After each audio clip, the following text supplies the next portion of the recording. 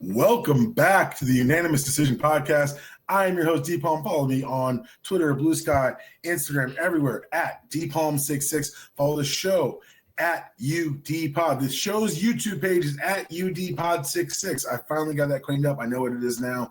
You can also follow us, the entire MTR network, at, you guessed it, the MTR network. You found us, don't lose it. Subscribe, tell all your friends. You may have seen some of the social media accounts started pumping out some of our character corners. So, as this is technically a nerdy website, we have a bunch of old character corners with characters that are currently relevant. There's a Superman 2-parter from 2020 that I've been bumping up on the socials. There'll be the Fantastic Four episodes that I'm going to bump up tomorrow or Friday when you're listening to this. But please, check those out. You're going to watch these movies. You're going to say, I want to know more about these characters. We did the work for you. Congratulations. As always, brought to you by DanielPaulMortgages.com. If you can pay your rent, you can pay a mortgage. It's my job to help you qualify. Life, Love, and Real Estate, episode 12 next week. We're talking about equity. What is it? How do you get it? And what can you do with it? We've now reached the tail end of Palmer Palooza. For those who don't know, first time listening, every comic is someone's first comic, according to Stan Lee. On the 2nd, we celebrated my father's birthday. On the 11th, my wife and mother both shared their birthday together. And tomorrow, when you listen to this, Friday, July 18th, I am officially 40 years old. Talk to me with some respect in your voice. I'm an elder, and a fellow elder, an elder who led the way. What's up, Felder? Dude, listen, Elder Felder. What do you want from me, dog? Like, I got a new mic, by the way. Sounding great. Sounding good, sounding clear. It's got the filter. We good. But no, being 40 is, I think it's tight as hell, man. Like, I'm excited. You keep your circle small. You figure out where, you know what it's like. And we're watching it. We're literally watching it right now with LeBron James, right? Like, yep. You figure out where you're going to exert that energy. Mm-hmm. You're like, Tuesday nights with, I almost said Susan, but remember that's your wife's name. But like Tuesday nights with, like, I'm not doing Tuesday tacos with like, and I almost said Kristen. That's my wife's name. So Tuesday, you know what? I don't think we do Tuesday nights with Lauren. We're not. Lauren doesn't have no kids, and the no kids friends is the divide's never been bigger. Dude, it's huge. Like, you know, like dinks are so wild, and I don't mean that like that's not a racist thing. It's dual income, no kids. I remember those days. And it's like, we got money coming in, and we don't got to pay for no kids. Your life changes. I mean, I'm watching my boy Steven Nelson out there. My man had aluminum foil on his kids' bedroom windows. So time out. Let's unpack this for a second. Shout out to Steven. Was that real or was that for the ad? I think it was real. It felt real. Like, look, I was like, hey, man, good for Steven getting the ad money. And I looked closer. I was like, this looks real. It's real. Like, he really did it. And I'm like, you got your wife works. Obviously, she's like a fill-in on today. Yeah. He works he's taking over for Vince Scully. And which is a wild thing to say out loud. Yes. And it's like, y'all had to do this to block out the windows. And then he finally found something that worked for him, which is why Nelson is, I will say this, Nelly, there are two people that I would hold up like as the best people. Right on. Ben Johnson, head coach of the Bears, and Steven Nelson. Two guys that they stand on business, and they really do. Like, they love, like, it's always family first for them. So there's no doubt in my mind that was real. He reaches out, like, I'll share the clips of you and me talking about some shit, and he'll reach out and hit the like or just send a message. Like, I never met Steven Nelson, but seems like a really solid dude. He loves you to death. And so, like, that's good to hear. I like hearing when people who I'm, like, tangentially close to are actually decent people. That's always a good feeling. Nelly is a good dude. I get to see him next month, actually. Oh, hell yeah. We're going to a friend's wedding. We're going to a wedding for a coworker that we all work together. Right. And so I get to see him, which will be really nice. And he's going to look at me and be like, what happened to you? And I'm going to be like, wait, in which way is he going to say it? Like, there's a good follow-up. How is he going to say it? He's gonna be like, Felder, where's the rest of you? Right? You vanished, dog. You look great, but like you're not the man that he knew. I got on the scale today. The last time I saw Steven Nelson, I was probably 265. Strong, healthy weight. 197 today. Sir, give this man a burger. I want to have a burger, but I'm also going through this summer where I am just like, I'm running here, I'm running there. My kid's doing swim. Like I'm doing so much. I got to go to Memphis tomorrow. I got to go to Memphis. Well, I guess when this show comes out, I got to go to Memphis today. Right. For a family reunion. And my whole family's going to look at me and be like, the only people that have seen me are my brother, my dad, and my mom. My mom's not going to the family reunion because my parents are divorced. So it's just two people that have seen me since I've looked the way that I look now. I'm smaller than I was in college. And they're going to look at me and be like, is he sick? No, I'm not sick. I'm in shape now. It's different. It's not even in shape. I'm trying to keep up with my child. People are like, yo, Palm, because like I've lost weight in the last 2 years. And like, like my clothes don't fit right. Like to the point where like, you need to put your pants on. I'm like, this is the last rung on this belt. Please stop shaving me. I'm not losing weight on purpose. I'm chasing a child. Can I tell you something that I do? What? If you take a mason jar, take the cap off the mason jar, you put the belt around your body, see where you want the belt to be.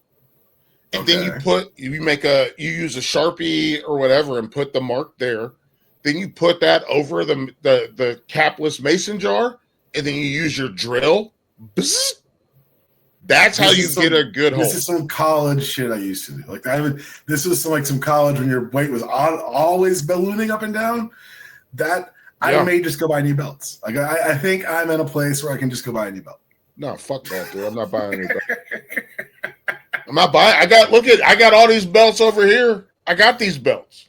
Susan makes fun of me because I don't buy clothes for myself, so I think she's taking it upon herself to give me some clothes for a 40th. Which dog. If my wife bought me clothes, I'll be upset.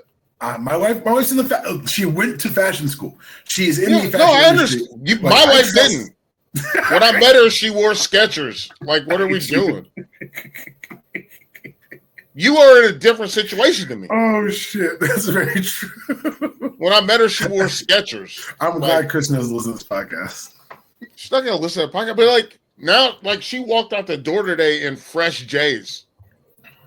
You're doing the Lord's work, Felder. Yeah, I'm doing the work. You are, and I'm proud of you. She wore Skechers. Dog, I'm going to tell you right now, you talk about keeping your circle tight. We got this little gathering on Saturday. There's I've already told you this. There's no one invited to this dinner who I haven't known for 20 years. That's awesome. There's the person who's the most recent person I've met in this group is my wife. That's awesome. It's fantastic. That's what I don't have like a birthday thing because I don't. Because you're right around Christmas, aren't you? Thanksgiving. But yes. And the two people that show up every year are the guy who's my wedding officiant, and I've known him since we played middle school football together. Right on. And then my buddy Laura, my bestie. So when I say best friend, that's like one of my boys. Yeah. That's my boys. When I say bestie, those are my lady friends. Can I just interject here? Like, I know you're about to break this down. Is it a football player thing where we can have platonic female friends? Like I have it might be. I have women who I don't know. They've been in my life long enough. They're like my friends. Like when Susan gets to see these people in New York or other places, I'm like, oh, these people held me down when I was in school. They're really good, solid peoples. And I meet other dudes in the world. They're like, I can't be alone with the woman. I'm like, what the fuck is wrong with you? Right, exactly. That feels insane. And it's like, yo, this is. No, I've never slept with this lady. No, I've never made out with this lady. Like literally, we are just we're friends together. And I don't think it's a football thing. I think it's an athlete thing. Okay. I bet athletes who still I don't like to be alone with women. Like, you might be saying shit. I'm like, what's wrong with you? And I think that also depends on your partner, and it depends on how the way that you are as a person. But for me, like when if I hang like Laura, that's one of my besties. Jen Perkins, she's one of my besties. Like we get together we fuck with each other the long way. Like we truly are like, yo, this is it. And it's not, and when I say the long way, I mean like the long run. Like we are together. This is family shit. Like her kids know my kids and we hang out. Yeah. And our spouses know each other. Like that's not like, I'm not hiding nothing. There's nothing to hide. There is nothing to hide. There's nothing to hide. What are you talking about? So I had Chris on Wednesday, and because we've been doing the podcasting thing for like 15 years now. Mm-hmm. And so we were talking about how anytime we talk about having a podcast, we have to immediately say, not like that. Not like that kind of podcast. It's not that kind of podcast. I'm like, I talk to my friends, it's not that kind of podcast. It just is like it's one of those things where you just like, and I guess you're right. But like, I'm friends with Corey, who's Nelson's wife. I'm friends with Corey. Corey and I, like, we'll shoot each other DMs. And it's like, so if my wife picked up my phone and was like, you're DMing these ladies, I'd be like, yeah. Yeah, we're sending memes. We're sending memes. we're sending reels to each other. We're having a good time. But I also they're the same reels I send to Palmer. But it's also reels that like I'm sending to her friends. Right. Because I'm friends with her friends too. And guess what? Mm-hmm. There's nothing there. No, it's amazing how easy it is to just be people when you're just being people. Yeah, that's the perfect way to put it. I'm just being a person existing in the world. Man. And I don't like, so yes, I'm very excited. I told you, I'm going to Memphis tomorrow or today. Mm-hmm. Actually, when this comes out, I'll be going to Memphis today. I have one show to do on Friday morning. And then I'm going to get in an Uber, go to the airport, go to my family reunion. It's just, the girls aren't going. We have swim stuff going on. Oh, wow. And a birthday party. So I am going by myself to stay in a hotel. You're in a fantastic mood. I think so. I'm going to Memphis by myself. I'm going to be Mark Cohn out this bitch. Just walking with my feet 10 feet off a bill and check into the hotel. Make sure I get my Hyatt rewards. Don't ask which one. Don't ask which one. Because if I see you, I'm not talking to you. But I'm going to see my family, get to spend some time with my family. And I won't, the best part is for Saturday and Sunday, I won't have to make up a pool bag or a cooler for the pool. That's on them. That's on them. That's on them. Hey, you make a mistake, you make a mistake. Because look, Daddy, if we had 60 days of summer right now, Daddy made 2 mistakes. That's it. That's pretty good. That's it. That's a good grade out. A 58 out of 60? Come on. Dog. That's a good film. That's a good film session on Sunday. Hang on. Let me look it up. We got math going on, y'all. 58 over 60 equals, that's a 97. Dog, we kick it. Kill him. If I'm scoring 97, and I think about it the way that you just brought it up, like with film, like if I'm hitting a 97, I'm good.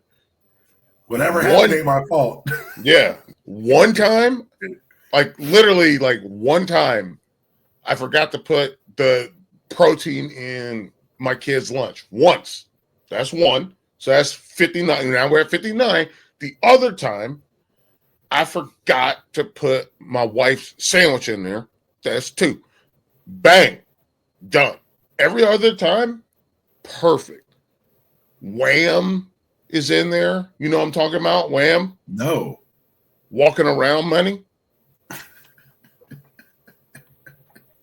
You give it's 2025. Like we don't, like cash doesn't. No, it must play like a pool snack bar. It's the snack shack. There you go. Okay. And they need cash. They need cold, hard American tender. Yes, legal tender. Oh, by the way, my brother and I just finished closing out this house sale, and well, we're in the bank. It took me 15 minutes to find the bank. My GPS was like, "You're here," and I was like, "I don't see it," so I'm driving around, and then we get in there, and he was like, the rest of the money is yours because you left your money in, and I pulled my money out," and I was like, "Okay." And they were like, "Do you want it in check or do you want it in cash?" And I was like, "Give it to me in cash." So I just had like $6,000 of cash. Just for the feeling, just for the rush. I was like, "Yeah, let's just do it in cash. Give it in cash." And so I got the cash. You come home, tell Kristen we got $3,000. I just gave her the envelope, and she was like, "What is this?" There you go. I got in trouble for getting it in cash. She was like, "You couldn't just get a check and take it to the." I was like, "But here's the thing. Though. You get it in cash, legal tender. You can easily deposit all of that into the ATM. Easy. You don't have a 10-day processing situation. 0-day processing. This is cash already. It looked like money. It feel like money." And I just got it all in cash, and I was like, "Yo." Felt like I was using a money machine. Trip. So let's talk about cash. Let's talk about money. Let's talk about Teddy. Yes, so let's those who go. don't know, Teddy Bridgewater, former NFL. He started. Actually, you know what? Take it back. I don't know if he's current, former. I don't know if he's retired or not. I do know he played in the playoff game last year after coaching a high school in Florida, Miami-Dade County, to be specific, to a state title. Well, now the haters are out. Not the haters in the NFL, the haters in local high school football, which have always existed and will always exist. He has been suspended from coaching his former high school team, Miami, because they say he provided unsanctioned financial benefits. I know what you're thinking. Impermissible benefits. You've been conditioned to hear those words and think, "Oh, you paying these kids to do it." Well, they went ahead and figured out what the impermissible benefits were. Felder, if you could stay mad and tell the people what those benefits included. So he paid for. Let's start at the top and go and get to the bottom. But at the top, he paid for Uber rides for his kids. Is that a thing where it's like time out? These are kids who probably don't have transpo to and from home, school, wherever, especially on off hours when they have film study and practices. And they don't have activity buses, is what I learned. Oh, the more I'm learning about this, the more I'm like, wait, Teddy went to a school and they got nothing. Like Teddy's doing all this. The money that go ahead, you keep going. I'm gonna stop talking. So he paid for Uber rides for his kids to get to and from. Okay, that's the one where it's like, I mean, he's using but I don't care. I don't care. Hey, I'll get to. I know. Let's get to the bottom and then we'll go from there. Yeah. Paid for Uber rides for kids to make sure that they got home. Yes. And make sure they got to the facility. He paid for recovery physical therapy for kids, injury therapy. You played football. I've played football. He paid for those kids to be healthy. Yes. He also paid for pregame meals. Yes. I don't know if people know this, but the number one issue in American schools is hungry kids. Yes. It's the number one issue. So we've already dealt with transportation, which is another issue, but we've also dealt with recovery and therapy and being treated like actual athletes, which is another issue. But now he's dealing with the number one issue, which are malnourished kids. And I don't know if people know this, but kids in Florida, kids in Georgia, Mississippi, Alabama are often malnourished. Even though they're still playing at a high level, they're malnourished. They're underfed, which is different from Texas and California. You and I have talked about this, correct? Yes. Yeah. Yeah. So he's making sure his kids are fed before they go out to play 60 minutes of football. If I may time out here really quickly. Yes, sir. He's also helping pay for breakfast for these kids, which means they were able to go to school on a full stomach and focus on learning. Yes. Which helps. That helps their learning experience. Everyone. Helps the other kids in the class. Helps everyone in the school ecosystem. It don't, dude. the idea that people want to get rid of free lunch programs. That's a 3-hour podcast that you and I just yell for 3 hours. But yes, I agree. Like, it's fucking insane. But then to get to the very bottom of what they are baying him with, he paid for the field to get painted. Timeout. Not once. It doesn't happen once, guys. It happens every week. Teddy Bridgewater, I got the post in front of me that he put up. Over $300 a week to keep the field painted. Yes. So the players do their jobs. So they know where they are. Like, that's the thing people don't realize. And I guess maybe this is something that people don't realize. They're like, well, you just play with no paint. And I'm like, that's not how this shit works, dude. If you're I would put it in real ass terms. If you're a corner, you need to know where the top and bottom half of the numbers are. Yep. You need to know where the hashes are. If you're a safety, you need to know where the hashes are. You need to know down and distance. And if you don't get if the field's not painted, what are you doing? And I'll say this. It's mad fucked up. And it's clearly some level of it's not clearly not level. There's clear malice here. Because I played high school football. You played high school football. Yes, sir. My coach, our baseball coach painted the field. He painted the field every week. Got paid bonus for it, but he did that. It wasn't coming technically out of his pocket, but he painted the field. When we got to the playoffs, and I'm sure you did as well, we played on Bermuda. What does Bermuda do in November? You're the grass man. I don't know. It turns that yellow. So what did we pay for? We paid to get that field dyed. So it was still green in November. Okay. Our booster club paid for pregame meals because our coach was like, I don't want you guys going to get McDonald's. I don't want you guys going. The previous regime was like, hey, we don't have the money.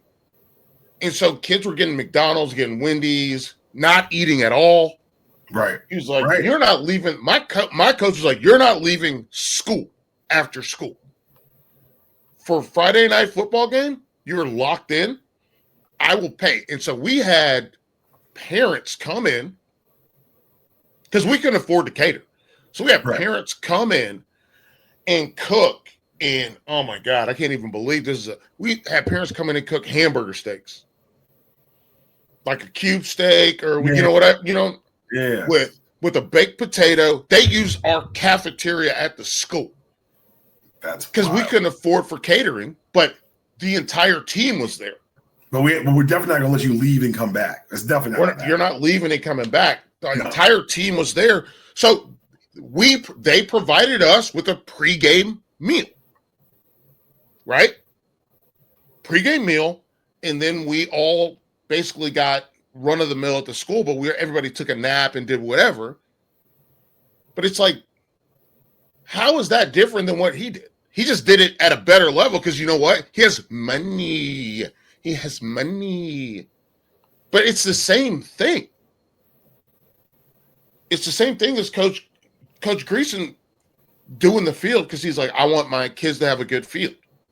He's like, I think that's what boils down to it is always going to be the tension that arises here because, and I'm gonna call him Coach Bridgewater because I look at all the shit he did. He earned the coach title.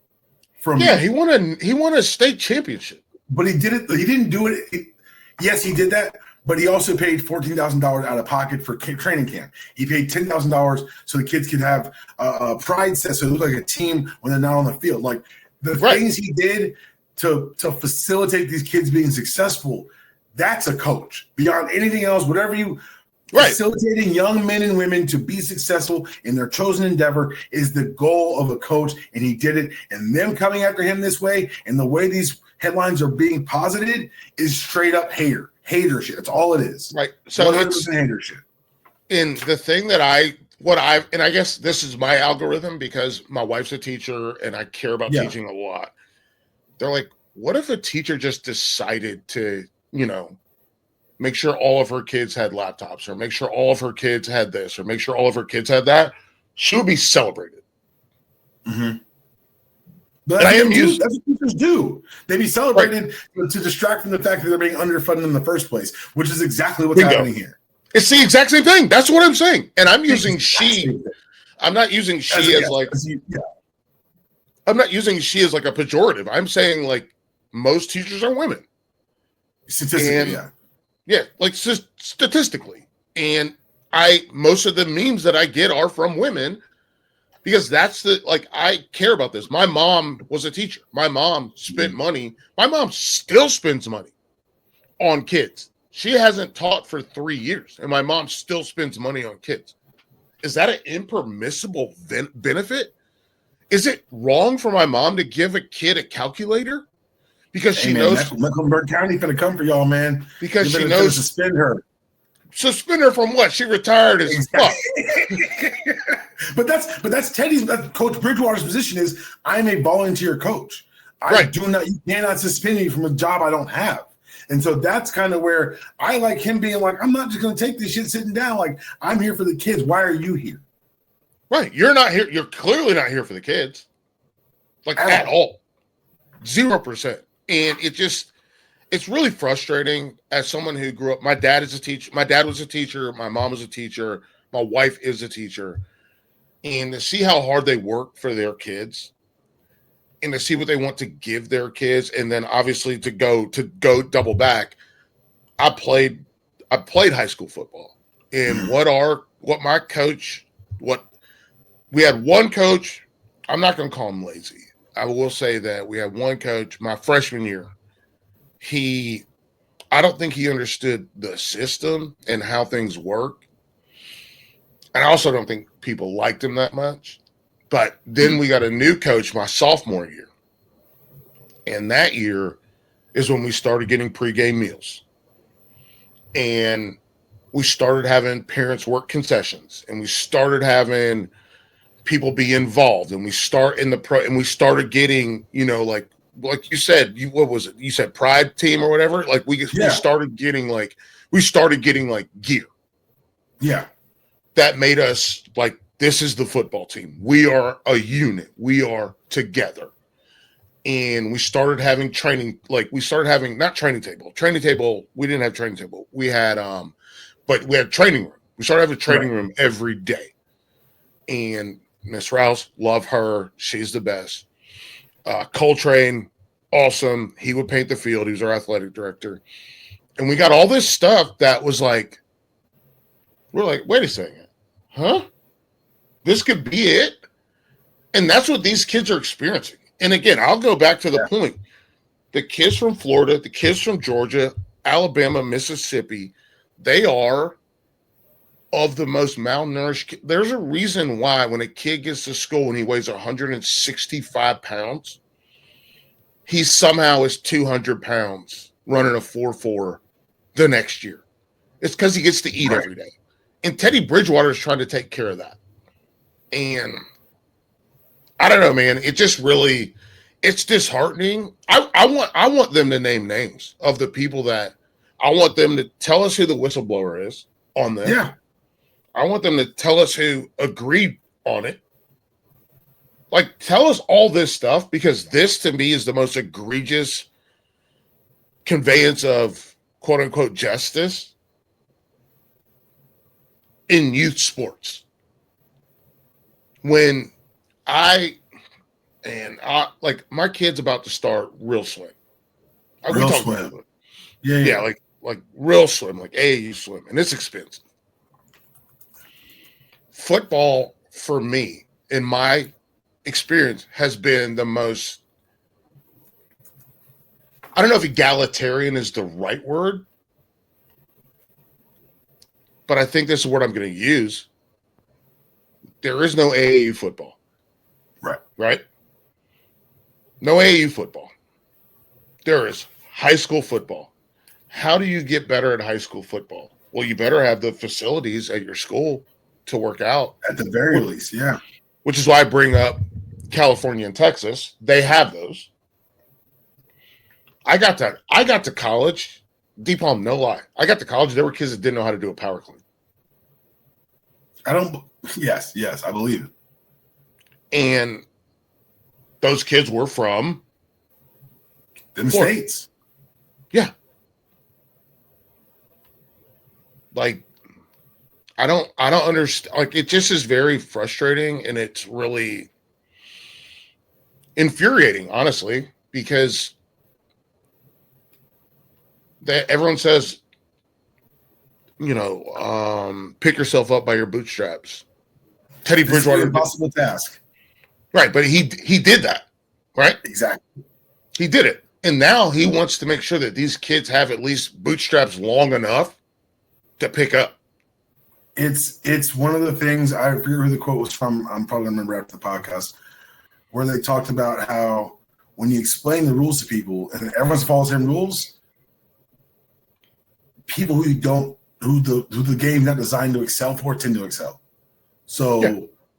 And it's the moments when that happens, when the snapback of the rules of the people who the rules are intended to benefit comes in. So, like, for Teddy to be like, hey, I got these kids from this small school, from this underprivileged school, who win a state title, of course the whistleblower is going to be the people who are supposed to win the titles, the people who are supposed to have the resources. And you're right. I would love to see the whistleblower. I would love to be able to answer your accuser in court unless it's someone who has power, because that's the only time that you are defended. In this country, you're supposed to be able to look at the person who's accused you of a thing. That's what all the rapists say when they say, I'll bring my accusers out. Well, let's bring the accusers out on this. Let's bring out the here's the thing. I want to go ahead. Think about this. IMG. Does IMG do the same thing that Teddy Bridgewater did? Every minute of the day. St. Thomas Aquinas. Man, look.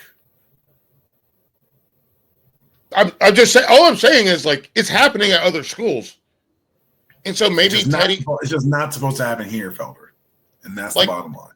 And I guess the thing for me is, if I hate that, like, and I guess I'm fucking misprogrammed, because in my mind I'm like, if he would have done it through the booster club, no one would have a problem with it. So that's what he's trying now. So I guess this came to light, and he was like, hey, now we're starting a fundraiser outreach. He broke out the expenses he had incurred the year before, which is when I was like, wait a second. The way you're framing it is he's paying these kids to play. What I'm framing it is he's paying for these kids to survive to be able to play. And there's a large difference in that. I totally agree. And I guess, like, that's what I'm going back to, like, my high school situation. Because we had a pregame meal every week. Bro, we traveled to Asheville. Asheville is a couple hours away from Charlotte.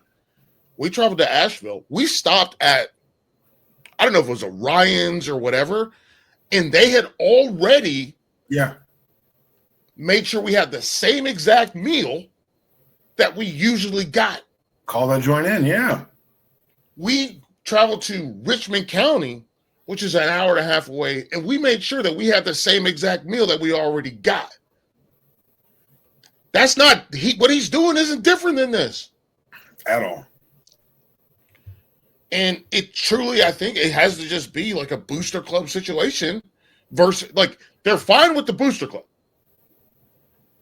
but they're not fine with him, the coach. Yeah, they can't have the coach who played in the NFL, who has the actual money, who played at the high school, played at the high school.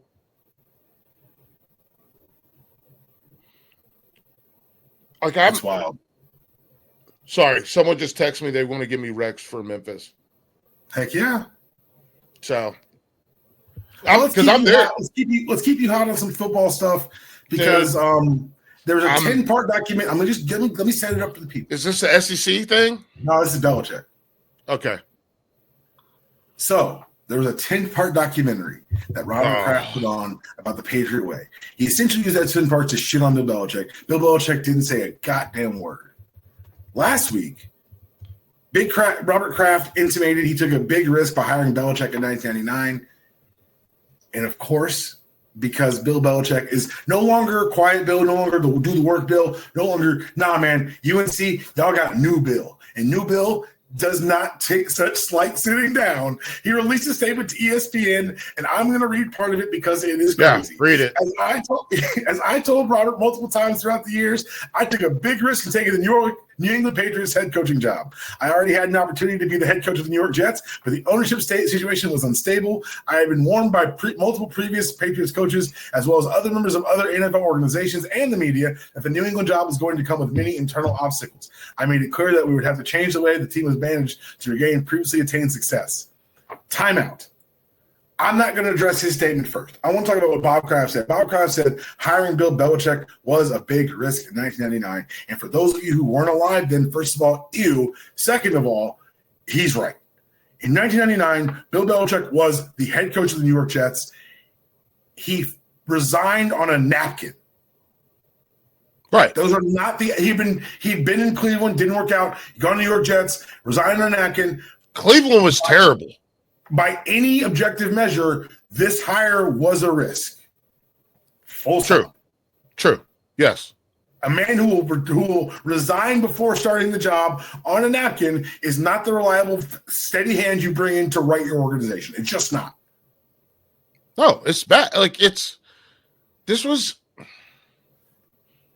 You know, you have friends that are in like abusive relationships. And I'm not talking like physically abusive. I'm talking about like mentally abusive. Yeah. That's what this is between him and between Belichick and Kraft and Brady. Okay, can I just ask you real quick before we even get into that little triumvirate? Who do you think wrote this? Who do you think wrote this special list? This sounds like Yo Girl. Who? Jordan. Oh wow.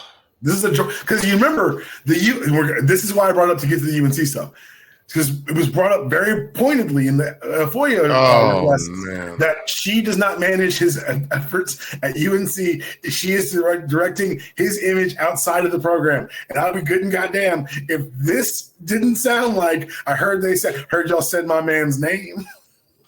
Yeah, this is like. This is like when I first started dating my wife. She's my wife now, but when we just first started dating, and your boy was a hot piece of sauce on the streets. And some girl grabbed my butt, and then my wife just like karate chopped her. I love Kristen. She just like karate chopped her hand for grabbing these buns. And she was like, "Don't you ever." And I was like, and that sound like Jordan, right? Never say my man's name. Dog, they ignored a 10-part documentary. Bob Kraft said this shit. Let's see what he said. Where did he say it on Edelman's and Gronkowski's podcast last month at Fanatics Fest? If you hadn't put up this statement, I never would have known he said it. Dude, I would have no fucking clue. And now I turn to you, Michael Felder, football alumni of the University of North Carolina. How does it feel to be a three-leg circus? Bro, I got it, dude. In the words of my man Stephen Hartzell, this is an unserious situation. I gotta go. I'm going to ACC Media Days next week. Can't wait. I think we're gonna get Bill Belichick, which means we're probably gonna get Jordan. Like as a wide shot, or like as like he's gonna like I'm gonna have a one-on-one with him.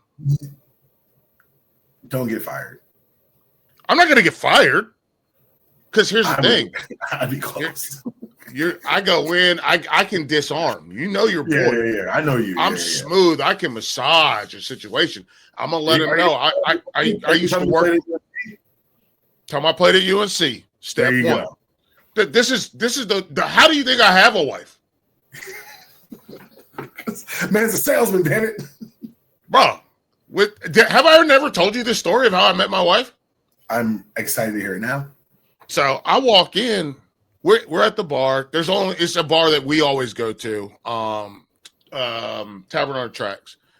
And it's not football season, so there's really no one there. It's just a gang of women, one gay man, and they're hanging out. And I walk in, and I just got a website check, so I felt good about myself. I was like, I can afford to spend at least $1,100. This is fine. I said, let's do a round of shots for the bar. When we walked in, me and my boy Mark, and we walked in. Oh, by the way, have you seen that video of they're like, we're African American plus Mark? But I'm down with Mark. Mark is down with us. But yeah, no. So we walk in, and me and my boy Mark walk in, and I said, let's get a round of shots for the bar. I mean, it's 12 shots. Like, that's not a big deal. Yeah, you're not killing nobody. Yeah. And I see my wife, and I walk up to her, and she's like, hi, how are you doing? She's like, thank you for the shots. And I'm like, yeah, no problem. And she was like, what do you? I was like, I play football at UNC. And I thought that would work because that would work on most women from Charlotte. That's an easy, like, that's a bucket. That's a bucket. Bro, that's a bucket. And she was like, okay, I went to Michigan State. And I was like, God damn. I was like, I'm a writer. I'm a writer. There you go. Pivot. She's like, what, like children books? And I was like, God damn, you killing me. I said, what do you do? And she was like, I'm a teacher. I was like, oh, man, my mom's a teacher. My dad was a teacher. There you go. Bam. And then I just started asking her questions about herself. And your boy, look, secured the bag, made out that night. Then I paid for it. Then she went home.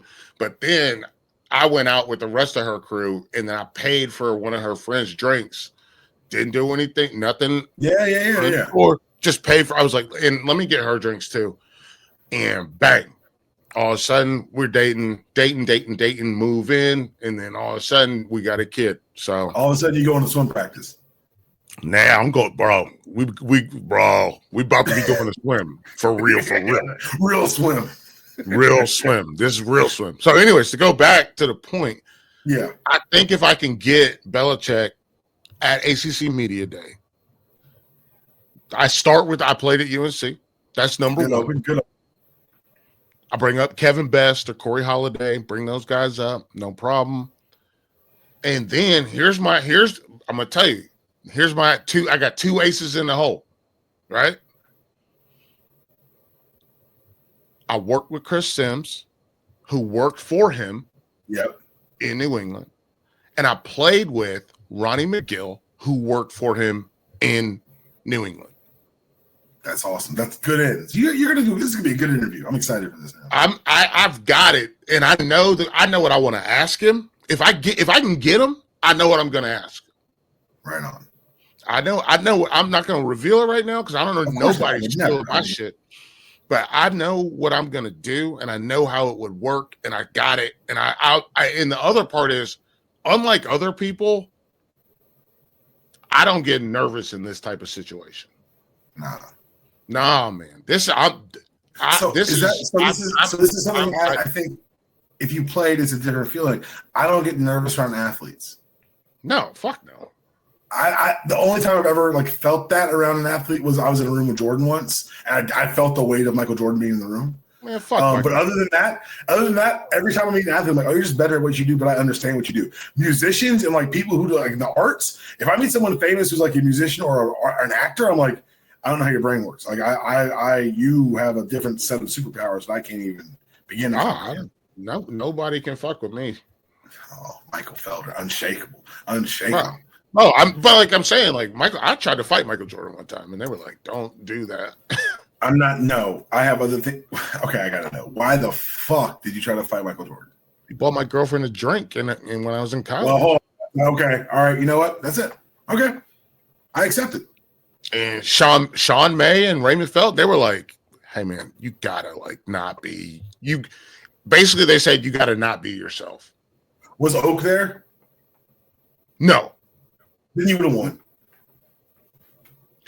Bro, fight Charles Oakley. That's wild. I will have a tag on my toe the day I'm scared of a basketball player who's not named Charles Oakley. Charles Oakley's the one you probably should fight him. But the rest of them, I'll still fight him. I'll lose. Fight him, but I'll probably lose. Probably. But I'm not gonna not fight. No. I'm not gonna not fight.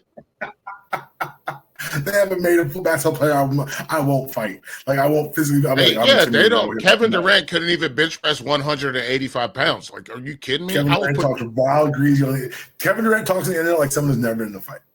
Bro, he got the peasy hair and the scale ankles. Like, bro, I be trying to talk to my daughter. We should do a podcast of basketball players we'd like to fight. Everyone, honestly. Well, hold on. LeBron James big as fuck. I don't think he can fight. No. Well, hang on. Football player too. Okay. Have you seen his football shit? He played against a couple of my teammates. He in college. Yeah. They were like, this dude's a problem. He put the work to a couple of my college teammates when we were all in high school together. So yeah, I do know he can ball. I know he had that about him. Chris, what's his name? Chris, the guy that punched Kobe in the face, and Kobe was like, wait, this is not how it's supposed to happen. You mean Chris Childs' Hall of Fame induction when he's in the Daniel Palmer Hall of Fame for beating up Kobe Bryant? And Kobe was like, hang on, we're supposed to just push each other. This is not supposed to be this way. I'll take it back. James Jones is a karate man. I want no problems with James Jones. Don't want this podcast back to him. James, I was not talking about you. I am not trying to get my head kicked. Thank you very much. Man. He's a karate man. Yeah, I know. I'm just saying, like, there's a handful of dudes. I'll throw Charlie Ward in there too, because he had to. Charlie Ward had to be in charge of Florida State football team. Nate Washington. Yes, Nate Washington. Yes, bro. This little man. This little man.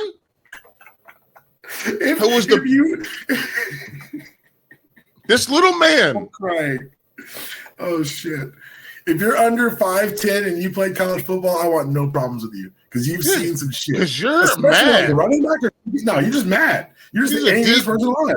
It's like a DB that's just like, nah, man, y'all not.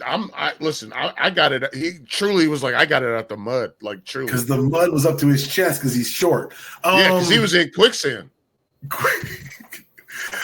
We were talking about some pro. We'll do this next week. We'll talk about college players making their debut in the pros. I want to talk about a specific college player who may not make his debut in the pros this year. Shamar Stewart. So those who don't know, Shamar Stewart was a defensive end, rush end out of Texas A&M. If you look at his numbers, you're going to ask a lot of questions, but the projections were he could end up like one of these greats because he's got the physical talents. Now, the Bengals have apparently, and I say apparently, I haven't seen the contract. The Bengals do be on that bullshit. They are the cheapest organization. They're the cheap. Hang on. Go ahead. So Brinson Buckner played for the Bengals. I think he's an assistant coach, maybe in Arizona right now. But I know he was an assistant coach he played for the Steelers, played for the Bengals. But when he played for the Bengals, he said they had a bin of used jock straps. This is 100% true. When he got to the team, they were like, pick one out. And he was like, but these is used. They didn't even come in a box. He was like, they're the cheapest. It's insane. And they practiced on a landfill. They might have changed that between now and then, but they practiced on a landfill, if I'm not mistaken. Yep. That's insane. They saved the money. They don't have scouts until like the last 3 years. That's wild. They would literally go to the SEC and be like, who's the best players? And they grab them. And guess what? It worked as well as LSU offensive players. I'm not going to tell you it didn't work. Yeah, the landfill shit is real. I am telling you, these are some cheap motherfuckers. And so when you hear that Shamar Stewart's the only unsigned 2025 draft pick, you're like, first round draft pick, yes. I think it's the only is he the only unsigned first rounder? Oh yeah, first rounder. First rounder. Okay, so Bengals rookies report on the 19th. That is Saturday. The dispute right now isn't over money. Everything's slotted. That's a different podcast where I yell about collusion and I yell about I was an NFL agent, so I do happen to know a little about this. That's a different podcast. But the language in Stewart's contract says that they would void his guarantees with breach or default. So they want to remove any ambiguity. So breach or default is essentially anything that happens against league rules. The Stewart camp prefers the language they used with their 2024 first round pick, who was selected one spot lower than Stewart at 18th overall. The disputes in these rookie languages essentially says it's bad enough. I'm not going to. It's bad enough to where Shamar Stewart might go back to college. And so this is where I want to talk to you for a second, because it's very interesting to me in the light of what we now know about the collusion cases brought against the NFL, because the rules as it stands says if you do not report to the team that drafts you, you can re-enter the draft the next year. Right. However, the team that picks you cannot pick you again. Right. So he can sit out. Basically, he can sit out a year. He can go back. Can he? He can't play college football though. I think he can. I don't. You know this better than I know. Well, because the rules have changed since I did it. So, that's the NBC Sports wrote an article yesterday that says Pro Football Talk, he can still try to go back to school. There's been reports that he's been involved in workouts at A&M. There's been counter reports that he hasn't. So it's where you go. So if you're okay, NCAA would prevent a return if he's been retired, but many NCAA rules have failed under the weight of current antitrust laws. So this could be like a situation I read the same thing. Okay. This is crazy. This is crazy, Felder, because now that we have the collusion stuff out in the open, and would you bet that this is a situation where the NFL machine, and for those who don't know, first of all, you should know, the collusion story is a huge story. We're not going to get into the particulars of the NFLPA side of it because I think that's actually juicier and worse. But the NFLPA and the league got in a arbitration due to the signing of Deshaun Watson's guaranteed contract. There's evidence within the collusion document, 61-page report that was released by Pablo Torre, that says that has text messages from Dean Spanos, the owner of the Chargers, to Michael Bidwell, the owner of the Cardinals, saying, "Hey, good job on what's somebody's name in Arizona, the quarterback." Kyler Murray. Kyler Murray. They decided not to give him the full freight, not to give him a guaranteed contract after Deshaun signed his. He texted the other owner and said, "Good job holding the line. Now I don't have to pay Herbert the guarantee." People say, "How is that collusion? It's all the NFL." Timeout. If you worked at a McDonald's, I'm making it relatable to you because none of you can imagine being that desired. So let's do it this way. You're the best fry cook at McDonald's in McDonald's history. And so you're the chef leader. You're the shift. You're the leader. Pusha T of the McDonald's shift. You whip it, you get it done, and you make great music while you do it. Now, all these McDonald's are technically owned by the McDonald's Corporation, but they're all independently owned and operated franchises. Let's say you are so good at your job, you get a raise to a point that exceeds anyone else is making that pay. And then, because someone else down the street is almost as good, the rest of these McDonald's owners said, "Hey, let's get together and make sure no one gets that same deal." Yeah. That's the collusion I'm talking about. That's collusion. That's what collusion is. And so, despite what the arbiter found, we now have evidence, and now the NFLPA is finally challenging it 10 months later. Whatever. It's a whole bunch of bullshit, essentially saying that the NFLPA, because of who they chose as the executive director, is currently in bed with the NFL because the executive director also works for a financial firm that has been greenlit to do business in buying portions of stakes of teams. All bad. But let's just take it on the face of collusion. So now we know that these NFL owners, all the NFL owners, no matter how much we felt we're in the same club, we now have proof.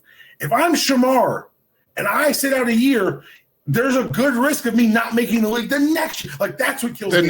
Well, that's what I was going to say, and it feels a little bit like shitter, right? Mm-hmm. Where it's like we don't like what, because that's what it would, or at least that's what it would feel like if it happens. Where it's like, we don't like what he did. We don't like what he did to our friends.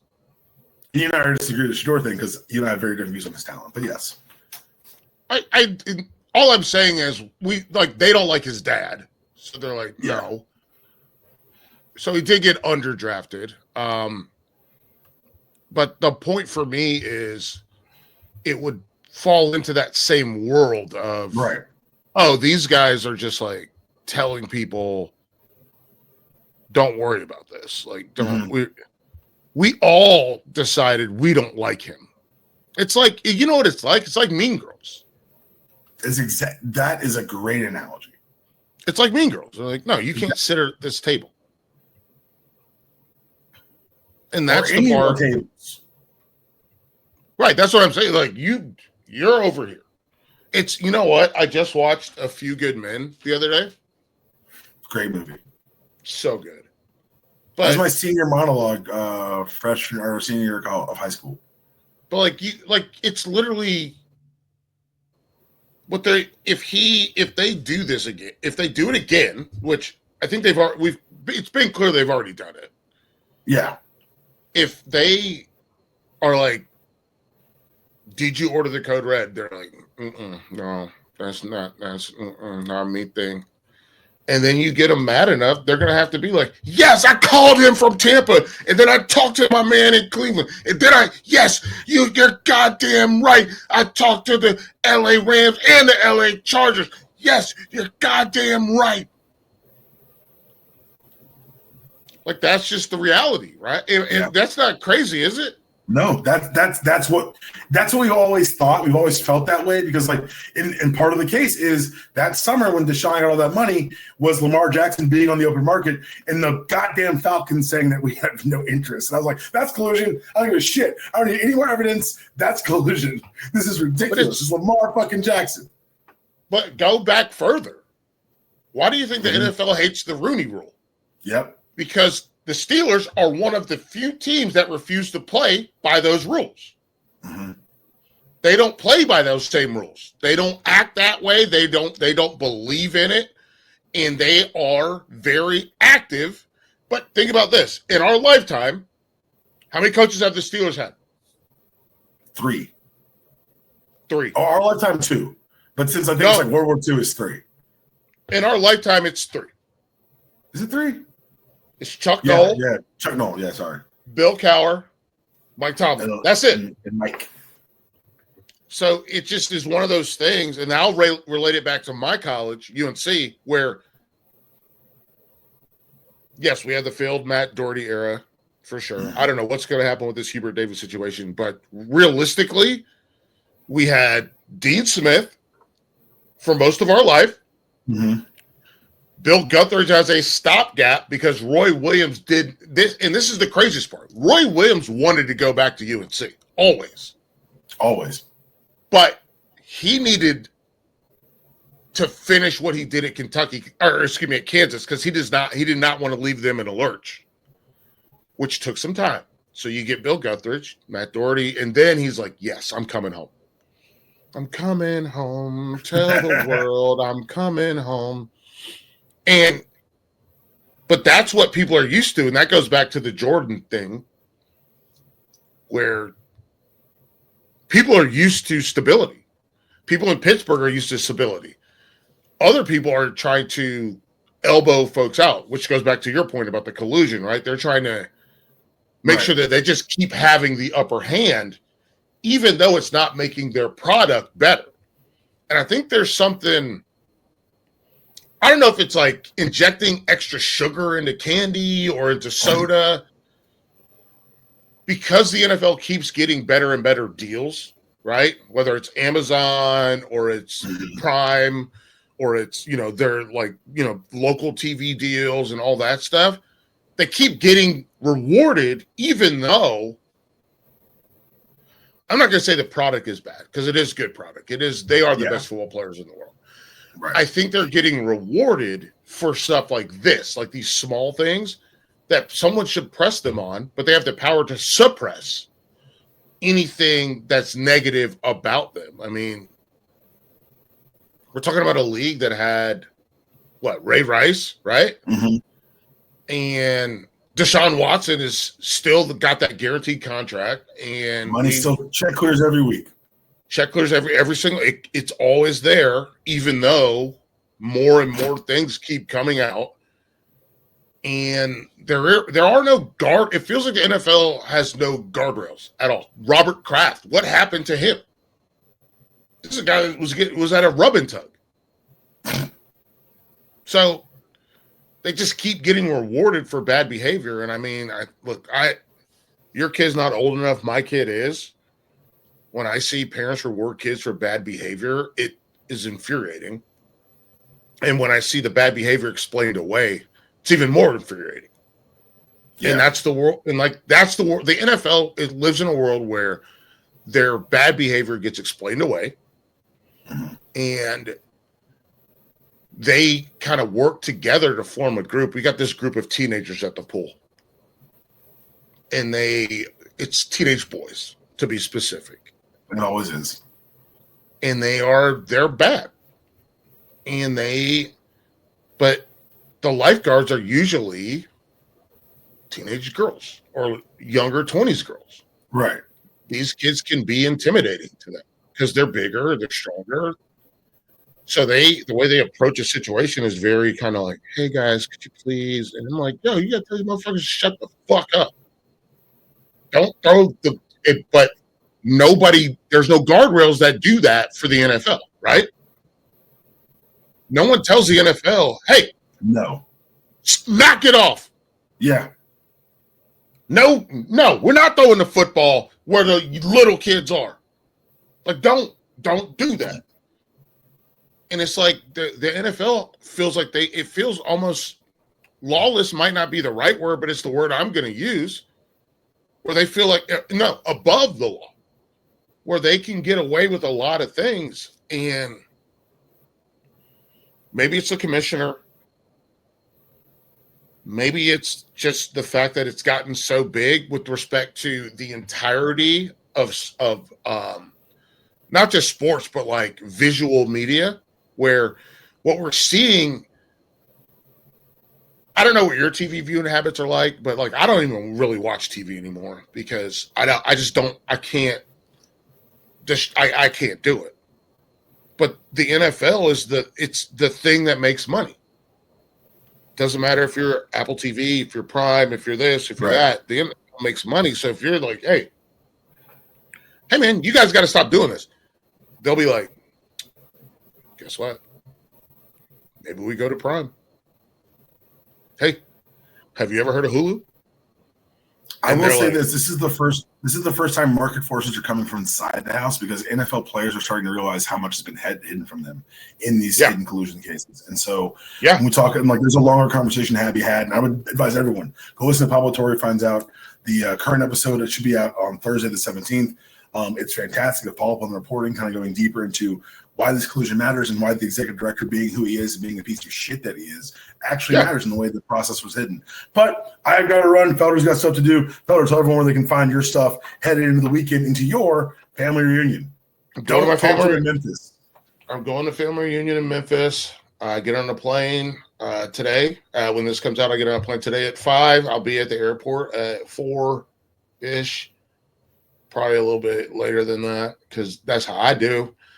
And I know it bothers you and it bothers my wife, but look, man, I'm not trying to wait around in that place. I just want to go in. I'm right with you, fam.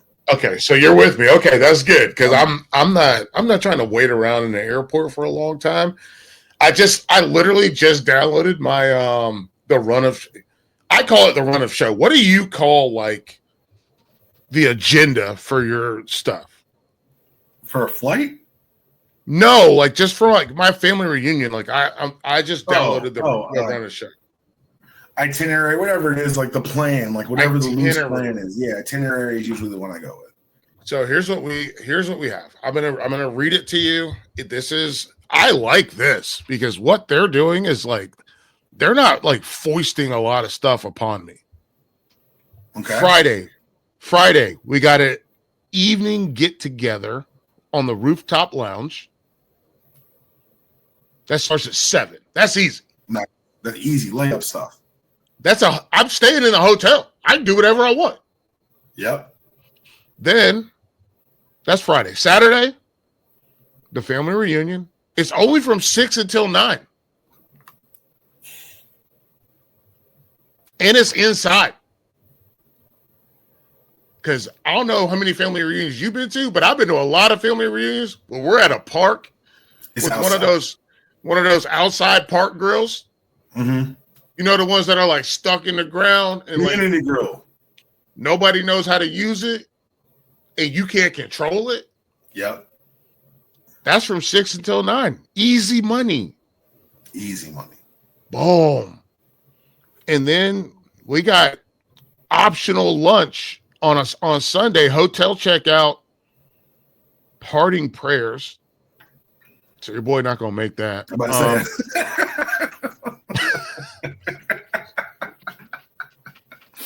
Go ahead. Let me stop. Now, I'll show up to the parting prayers, but the good thing is, what this tells me is I don't have to bring dress clothes. That's the number one thing. Don't let me get dressed up. Let me come as I am. Let's go. Let's knock the shit out. Bro, the amount of times when I was a kid and we went to family reunions, we had to go to like full-ass church. Nah, man. And it's in the summer. And it's in like Decatur. Nah. Like it's in Decatur, or it's in like Mableton, or it's in Decatur. He means Decatur, Alabama, not Decatur, Georgia. I do mean Decatur, Georgia, 100%. Oh, you do? Oh, okay, never mind. Take it back. Yes. I take it back. Decatur, Georgia, or I mean, what's the M one? Middle Georgia. There's tons of them. Murfreesboro. Where was it near? It's not Milledgeville. Milledgeville. It's like Milledgeville. But it's south of Milledgeville, I think. It's above Perry though. Macon. Macon. Okay. Bro, Macon is hot. What? Macon is hot. My in-laws are from Warner Robins, right outside of Macon, and they're always a good 3 degrees hotter than Atlanta, which I don't want to say. How is this even possible? It's crazy. And you got to wear you got your kid suit on. Felder, plug your shit so we can go, man. We can just record it, man. Ridiculous. And my family's from Perry. I know. I've got 2. I won 2 tournaments in Perry. I got those shirts here somewhere. Bro, my grandpa won a state championship for Perry High School. The Perry Fair, baby. That's what the wrestling tournament used to be. Bro, every year. Oh man, let me tell you something, boy. I'm a Tar Heel born and bred. I'm North Carolinian by birth, a Tar Heel by the grace of God, as my grandma always said. But there's a lot of DSGB in me, boy. You better know. No one's ever questioned that. You better know. All right, so folks, check out the Substack. It's felder.substack.com. I also, by the way, and if you want to get on this, I'll put you on the list. But I've got Yeti Ramblers that say hit D, and on the backside they say let's grow. Those are going up for $60. I'm waiting for them to get delivered next week. But they're very cool. The first run went well, so we're doing a second run. And we have koozies. So hit up the Etsy shop for koozies so I can get those out to folks. Thank you so much for having me. It's always great. Dude, always good to have you. I'm excited for your family reunion. I'm excited to hear the stories next week from the family reunion. Oh, man. That's it, guys. That's 3 episodes this week. We're going to have a fresh episode on Monday. We're trying to get back to a more regular schedule to get us ready for football season. But it is July, so we're scraping the bottom of the barrel. Pray for me surrounding my 40th birthday this Saturday. And enjoy yourselves, man. Have a fantastic weekend. We'll be back. That's your show. That's for the visual guide to close the episode. Go watch it on YouTube as we drag this podcast into 2015. That was your show. There is no outro. See you guys early next week.